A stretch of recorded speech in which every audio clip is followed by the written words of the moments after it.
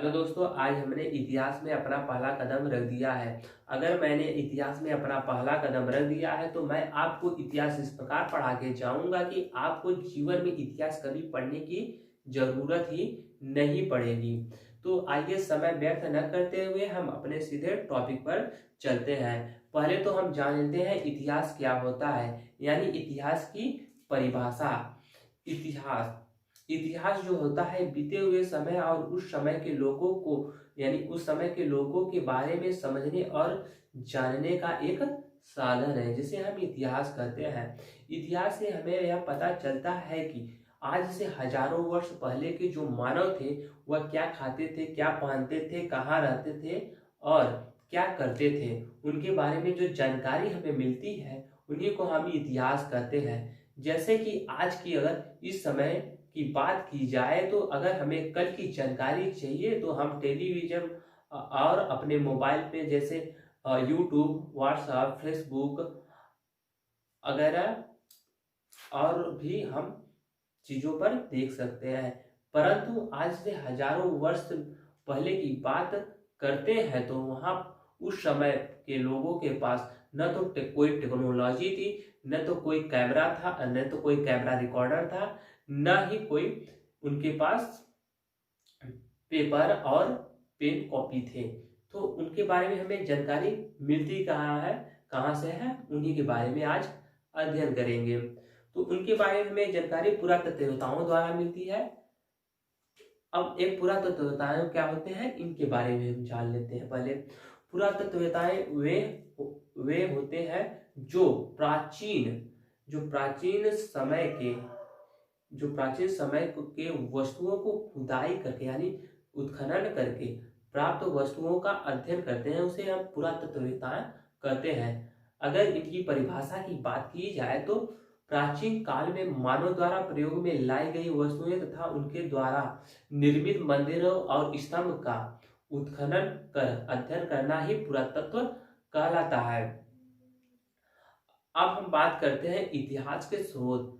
इतिहास के जो स्रोत होते हैं वह तीन स्रोत होते हैं। एक होता है जो पहला होता है वह पूर्व ऐतिहासिक काल होता है, और दूसरा जो होता है मध्य ऐतिहासिक काल होता है, और तीसरा जो होता है ऐतिहासिक काल होता है। अब हम बात करेंगे पूर्व ऐतिहासिक काल की। जो पूर्व ऐतिहासिक काल होता है वह काल था जिस समय मानव को लिखने पढ़ने का ज्ञान न था। उस समय के बारे में हमें जानकारी उस समय के लोगों द्वारा छोड़ी गई वस्तुओं से पता चलता है। अब बात करते हैं हम मध्य ऐतिहासिक काल। मध्य ऐतिहासिक काल वह काल रहा जिस समय में मानव लिखने पढ़ने का ज्ञान था, परंतु उसे आज तक, यानी जो आज के मानव है उसे आज तक पढ़ नहीं सके, इसलिए इसे मध्य ऐतिहासिक काल में रखा गया। अब हम बात करते हैं ऐतिहासिक काल में। तो ऐतिहासिक काल वह काल रहा जिस समय का मानव लिखना और पढ़ना जानता था और इस समय के सच को इस समय के मानव द्वारा पढ़ा जा सका है, जिसे हम ऐतिहासिक काल कहते हैं। क्या कहते हैं? जिसे हम ऐतिहासिक काल कहते हैं। और ऐतिहासिक काल के जो मानव थे उनको कागज का ज्ञान न था, जिसके कारण वह अपना लेख ताड़पत्र, ताम्रपत्र, भोजपत्र और स्तंभलेख, शिलालेख पर लिखा करते थे।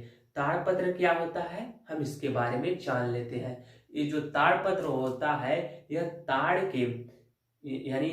के पत्तों का छिलका होता है, जिस पर यह अपना जो सच होता है इसे लिखा करते थे। और बात करें हम ताम्रपत्र की, तो ताम्रपत्र वह पत्र था जो तांबे का एक पतला प्लेट बना होता था, जिस पर वह अपना अभिलेख लिखा करते थे। अगर अब हम बात करें शिलालेख, तो शिलालेख वह लेख था जो पत्थर का बना हुआ करता था, उस पर अपना जो वह उस समय के मानव थे उस पर खुद कर लिखा करते थे। और स्तंभ लेख, जो स्तंभ लेख की बात करें तो ये भी एक पत्थर का बना स्तंभ होता था जिस पर लोग खुदेर करते थे, और उस लेख को आज के मानव द्वारा पढ़ा जा सका है।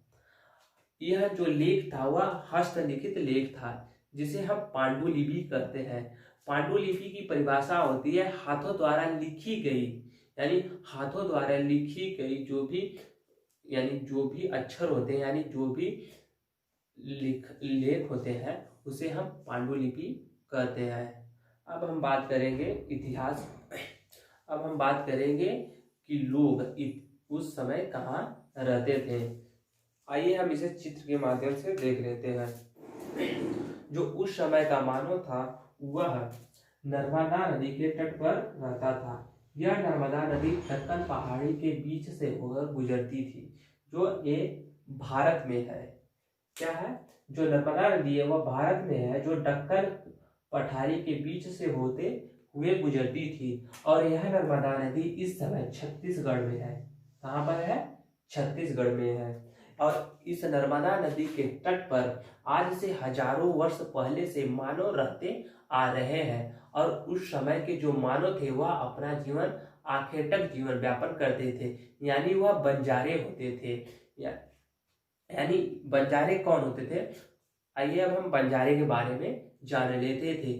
बंजारण वह मानव होते थे जो एक स्थान का भोजन खत्म हो जाने के बाद वह दूसरे स्थान पर चले जाते थे, जिन्हें हम बंजारण कहते थे।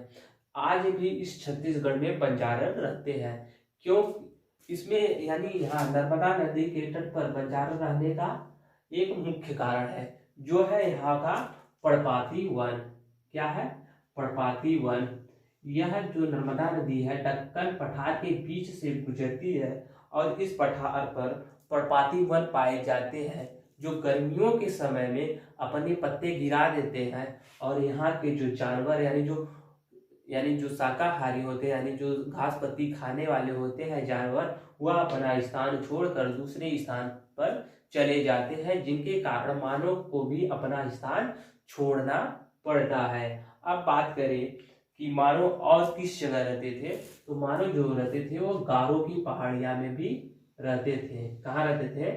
गारो की पहाड़ियां में रहते थे, जो उत्तर पूर्व में स्थित है। कहाँ है? जो उत्तर पूर्व में स्थित है। यहाँ पर भी जो मानव थे वह बंजारण थे, क्योंकि यह पठारी इलाका होने के कारण यहाँ पर पर्णपाती वन पाया जाता था, जो वन अपना गर्मी में पत्ते गिरा देते थे। और यहाँ पर हरी घास पत्तियां उपलब्ध न होने के कारण यहाँ से पशु पक्षी स्थान छोड़ के चले जाते थे, जिनके कारण मानव को भी अपना स्थान छोड़कर जाना पड़ता था। क्योंकि उस समय का जो मानव था उन्हें खेती का ज्ञान न था, वह अपना जो जीवन था वह आखिर तक जीवन व्यापन करते थे। आइए अब हम जान लेते हैं गिरधर पहाड़ियां और सुलेमानी पहाड़ियां के बारे में। तो ये जो गिरधर पहाड़ियां सुलेमानी पहाड़ियां है, यह पाकिस्तान में स्थित है। कहाँ स्थित है? पाकिस्तान में स्थित है, जो पाकिस्तान में स्थित है।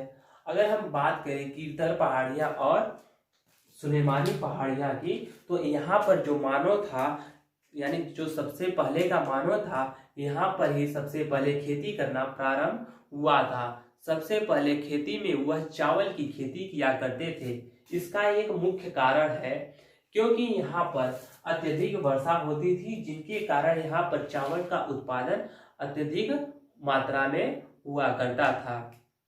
क्या हुआ करता था? यहाँ पर चावल की खेती अधिक मात्रा में हुआ करता था। और इन्हें खेती करने का ज्ञान कैसे हुआ होगा, आइए हम इस वीडियो में समझ लेते हैं। तो जैसे कि हम अनुमान लगा सकते हैं, हम निश्चित तौर से किसी बात को हम इस इतिहास में कह नहीं सकते हैं, क्योंकि इतिहास की बातें जो होती है इनमें जो होती है कोई भी निश्चितता नहीं होती है। क्योंकि उस समय का तो कोई रिकॉर्ड था नहीं, मानो बस एक अनुमान लगाया, यानी जो भी पुरातत्व करता थे वह अनुमान लगाए थे। तो आज हम भी अनुमान लगा के आपको बता देते हैं कि खेती का प्रारंभ कैसे हुआ होगा। मान लेते हैं कि उस समय के जो मानव थे वह अपना आखिर तक जीवन व्यापन करते थे, परंतु उनके साथ तो स्त्रियां भी रही होती होंगी। जो स्त्रियां गर्भधारण कर लेती थी, यानी जो स्त्रियां गर्भधारण होती थी, वह उन्हें एक स्थान पर कुछ समय तक रहना पड़ता था, जिनके कारण मानव एक स्थायी निवास खोजता था। तो उस समय का उनका स्थायी निवास जो था वह पहाड़ियों के गुफाओं में था। तो वह गुफाओं में रहती थी और वह एक जगह कुछ समय रहने के पश्चात उन्होंने देखा होगा कि जो जो यानी घास फूस है, यानी उनमें जब भोजन की कमी होगी तो वो घास फूस का उपयोग किए होंगे। तो उस जो महिला थी वह देखी होगी कि एक दाना जब जमीन पर गिरता है तो उससे कुछ समय बाद एक और पौधा आ जाता है और उसमें अनेकों दाना आ जाते हैं, जिनके कारण वह खेती करना प्रारंभ कर देते हैं। फिर उसके बाद अगर हम बात करें कि सबसे पहले पशुपालन कहाँ पर होता है, तो सबसे पहले पशु पालन जो है वह गिरधर और सुलेमानी के मानव जो रहते थे वह करने लगे थे। ऐसा क्यों हुआ? अब ऐसा क्यों हुआ? वह इसलिए ऐसा करते थे क्योंकि उन्हें जब भोजन की यानी जब उन्हें भोजन की आवश्यकता पड़े तो वह अपना भोजन उन्हीं से प्राप्त कर सके। यही कारण था कि वह पशु भी पालन किया करते थे। क्योंकि हम सब जानते हैं कि जब कोई भी महिला गर्भधारण कर लेती है तो उन्हें एक स्थान पर कई समय तक रुकना पड़ता था और जब रुकने के कारण उन्हें भोजन की भी आवश्यकता होती थी। इसलिए उन्होंने खेती करना और पशुपालन करना प्रारंभ कर दिया था। आइए अब हम आगे चलते हैं। आगे हम देखेंगे कि जो उस समय का मानव था वह अपने जीवन में वृद्धि कर रहा था। क्या कर रहा था? वृद्धि कर रहा था। वह उस समय अब झुंड बनाकर रहना प्रारंभ कर दिए थे, जिसके कारण वह बड़े जानवरों का शिकार करते थे और अपने यानी आपस में मिल बांट कर खाया करते थे, जिससे कि वहां एक स्थायी निवास बना। क्या बना? यहाँ जो गिरधर और सुलेमानिया पहाड़िया के जो पास है यहाँ एक स्थायी निवास बना और यहाँ कुछ लोग रहना प्रारंभ कर दिए। परंतु इसके मध्य कुछ आपदा आती है जिनके कारण इन्हें यह जगह छोड़ना पड़ता है। एक समय ऐसा आया था जिस समय यहाँ पर पूरा सूखा पड़ चुका था और यहाँ से उन्हें जाना पड़ा था। तो यह वहां से आकर फिर बसते हैं सिंधु नदी के पास। कहाँ बसते हैं? सिंधु नदी के पास, जो पाकिस्तान में बहती है। और यह जो सिंधु नदी है इसका कुछ हिस्सा जो है वह पंजाब में भी था। अपने भारत में सिंधु नदी पंजाब में भी था। अगर हम बात करें सिंधु नदी की, तो अगर इस सिंधु नदी के बारे में मैं यानी सिंधु नदी हड़प्पा सभ्यता के बारे में मैं अगले वीडियो में आपको बताऊंगा। अगर आपको अगली वीडियो चाहिए तो हमारे चैनल को लाइक करें, सब्सक्राइब करें, घंटी के आइकन को प्रेस करें, जिससे कि हमारे द्वारा बनाई गई वीडियो की नोटिफिकेशन सबसे पहले आप तक पहुंचे। और अपने दोस्तों तक शेयर करना मत भूलिएगा, जिससे कि उन्हें भी जानकारी प्राप्त हो सके। यह वीडियो देखने के लिए आपका बहुत बहुत धन्यवाद।